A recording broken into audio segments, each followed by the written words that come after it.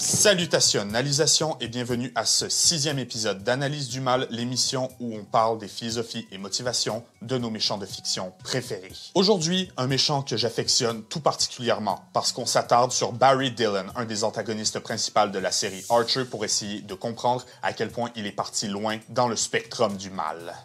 Alors Barry, c'est un cas particulier parce qu'il est l'antagoniste de Archer, Archer titulaire de la série, qui lui-même est un agent secret, mais aussi et surtout une assez mauvaise personne. Tellement une mauvaise personne, en fait, qu'à la base, cet épisode, je devais le faire sur lui, donc dites-moi en commentaire si ça vous intéresserait. Mais ensuite, j'ai pensé au cas de Barry. Si Archer est une mauvaise personne, alors son arc Nemesis doit en être une bonne. Alors oui, mais aussi non. Accrochez-vous parce qu'aujourd'hui, on plonge loin dans la psychologie d'une personne mentalement brisée au-dessus de ce qu'on croirait possible. Alors entre revanche, maladie mentale et autres éléments perturbants, aujourd'hui, je vous donne la psychologie du cyborg psychopathe. Sur ce, analysons le mal.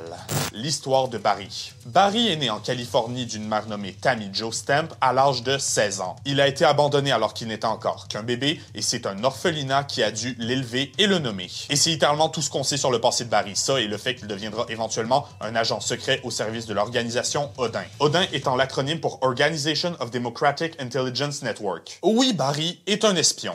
Pendant sa trentaine, Barry sera déployé à Berlin et fera la rencontre d'un autre agent secret, Sterling Archer.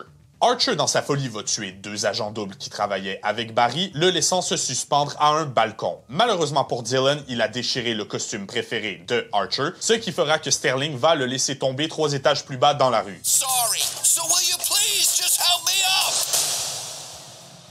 No. Je vous ai dit que Archer mériterait une de ses vidéos à lui tout seul. Soyez sûr de vous abonner, d'activer la cloche, de laisser un like et de mentionner en commentaire si ça vous intéresse. Voire même de me réclamer quel méchant vous intéresserait pour ces vidéos.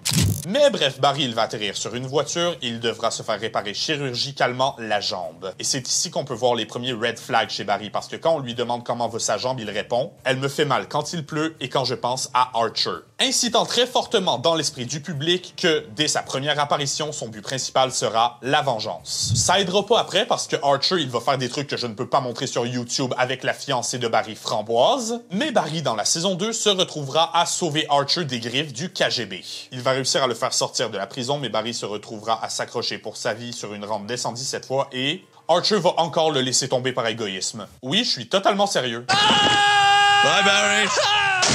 Cette fois, les blessures seront beaucoup plus graves et il devra être amputé d'une jambe par les médecins russes. Médecins russes qui auront la décence de réparer Barry, d'en faire le premier homme cybernétique et de le transformer en une grosse référence à Robocop. Il deviendra alors un cyborg beaucoup plus fort, puissant et intelligent qu'un être humain normal dans le but d'en faire un assassin international. Et malheureusement, c'était la petite poussée qui manquait à Dillon pour vraiment tomber dans le mal. Il trahira ses patrons et il deviendra obsédé par une chose, tuer Archer après lui avoir fait le plus de mal possible. Le seul problème étant, même si tout ce qui est arrivé de mal à Barry peut être retracé à Archer dans sa vie, eh bien, à la base, il n'était pas très stable. Troubles mentaux. La première fois qu'on voit Barry, il devient tout de suite clair que c'est un homme avec de sérieux problèmes. Il fait souvent référence à lui à la 3e personne et à des conversations avec lui-même se qualifiant de l'autre Barry. Hey, other Barry, why do you want to do this? I have a really great answer to that, and it's shut up. Classic avoidance. Ça, c'est quand il n'est pas occupé à parler littéralement à son arme de service. It wasn't a conversation, Lana. I was just talking to my gun. Not with it. Alors, je ne suis pas psychiatre encore une fois, mais selon bbrfoundation.org, le fait d'avoir des conversations intérieures comme celle-là, qu'on peut retracer au concept de psychose, c'est un symptôme de la schizophrénie. Symptômes qui se révéleront aussi sur d'autres maladies comme la bipolarité ou le trouble dissociatif de l'identité.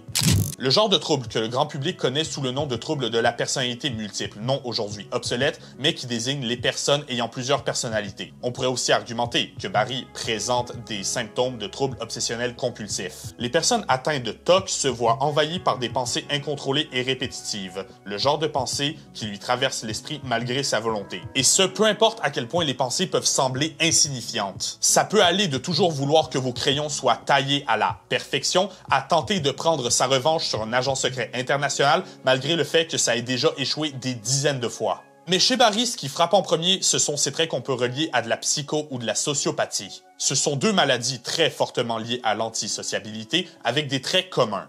Le psychopathe est charmant et manipulateur, là où le sociopathe devient impulsif et agressif sans réel intérêt pour les conséquences. Donc pour le sociopathe, comme symptôme, on retrouve un ego démesuré, là où Barry est souvent vu vanter ses prouesses physiques et mentales. En même temps, c'est un cyborg. Ce sont aussi des menteurs et des manipulateurs. Et Barry, il fait du chantage sexuel au personnage de Lana constamment. Mais aussi, c'est un espion. Mentir et manipuler, ça fait partie de son travail. Et il le fait très bien. On a le manque d'empathie et non seulement Barry se fout éperdument du nombre de gens qu'il blesse pour atteindre Archer, mais en plus, on a la saison où il est coincé dans l'espace. Ici, il ira jusqu'à tuer des scientifiques qui composent son équipe s'ils ne réussissent pas à le renvoyer sur Terre. Sans même penser qu'eux aussi, ils sont coincés dans une station spatiale à des centaines de kilomètres de chez eux, je pense qu'on peut parler de manque d'empathie.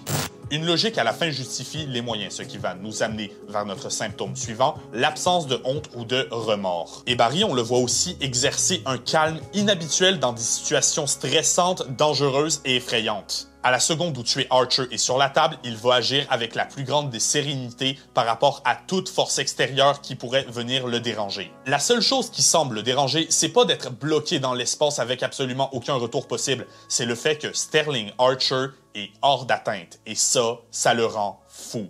Because even though I can see Archer's every freaking move, apparently it's impossible to kill that idiot from freaking space. Les sociopathes peuvent aussi être vus irresponsables et impulsifs. Barry va jusqu'à soulever un pick-up dans un embouteillage parce que le taxi était trop lent à son goût. Et ils ont aussi peu, voire pas du tout d'amis, ce qu'on retrouve chez Barry. En fait, la seule personne à qui Barry semble accorder le moindrement d'importance, c'est Archer. Et tout ce que je viens de nommer, ça rentre dans la catégorie des troubles de la personnalité antisociale. Quel est le vrai diagnostic pour Barry? Je laisse des gens plus compétents que moi en débattre en commentaire. En fait, tout ce que j'ai nommé jusqu'à maintenant, je l'ai trouvé sur le subreddit de ArcherFX, donc si un francophone passe par ici, ce qui est très peu probable, eh bien merci les gars, vous avez beaucoup aidé à l'écriture de cette vidéo. Le point de ce segment étant que oui, Archer a définitivement ruiné la vie de Barry, mais le fait étant qu'à la base, il partait mal, pour la simple et bonne raison qu'il a toujours été quelqu'un de très instable. Donc pour Barry, nous avons potentiellement un cyborg psychopathe ou sociopathe schizophrène qui peut se pencher vers le trouble dissociatif de l'identité avec trouble obsessionnel compulsif. Plein d'éléments menant Barry Dillon à ce qu'il est devenu.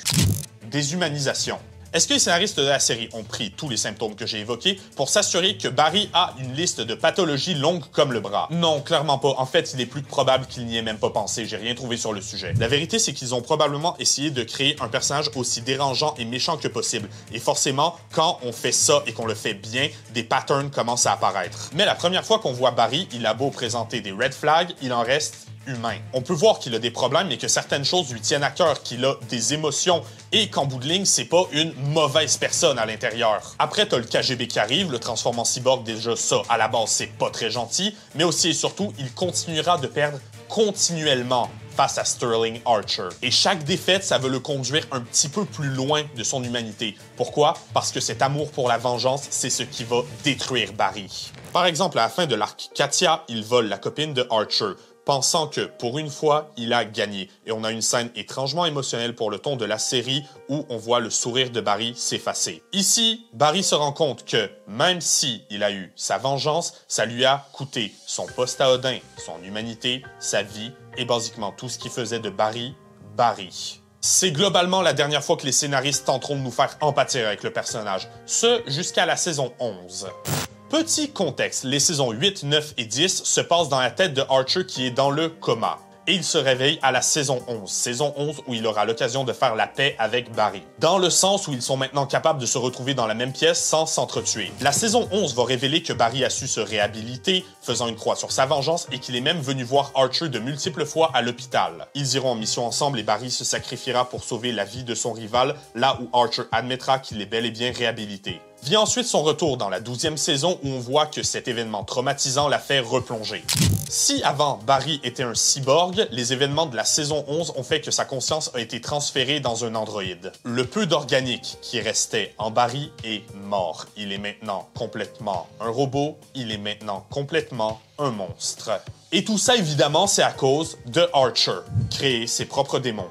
Si vous êtes un fan inconditionnel de la série, vous êtes probablement en train de taper sur vos claviers que j'ai pas mentionné le fait que c'est Archer sous un acte de bonté qui finit par réussir à éteindre la conscience maléfique de Barry. Eh bien de 1, tant qu'à être là, abonnez-vous, et de 2, on y vient, du calme. Archer, c'est une personne qui a des démons. Le premier à venir en tête, c'est évidemment l'alcool. Si vous avez besoin de preuves, de un, c'est que vous n'avez pas regardé la série, et de deux, il n'y a pas un seul épisode de l'émission où on ne voit pas Archer sous, boire ou au moins tenir un breuvage alcoolisé. Pas un seul. Il s'est créé le parfait Némésis à cause de ses actions égoïstes. Il s'est créé un anti-Archer. Quelque chose qui revient dans la série, c'est la peur de Archer des cyborgs. Et à cause de ses actions, son pire ennemi en est devenu un et tentera de le tuer une semaine sur deux. Barry est 100% responsable de ses actions, mais ce qui l'a mené à ses actions, c'est définitivement celle de Archer. Par exemple, dans la saison 2, on est introduit au personnage de Katia Casanova, une espionne anciennement du KGB. Elle et Archer vont tomber éperdument amoureux, au point où Sterling va littéralement essayer de se réhabiliter et d'arrêter de boire par amour pour elle. Ça ne se fera pas en une fois. En fait, il a peur que s'il arrête de boire d'un seul coup, la gueule de bois cumulative va littéralement le tuer. C'est ensuite que Barry va rentrer en scène, tuant Katia Casanova devant les yeux de Archer. Ici, l'allégorie subtile étant que ce sont les actions égoïstes de Archer qui ont déclenché une réaction en chaîne qui finira par tuer Katia. Katia va revenir sous forme de cyborg, les démons de Archer ayant transformé la femme qu'il aime en quelque chose qu'il déteste.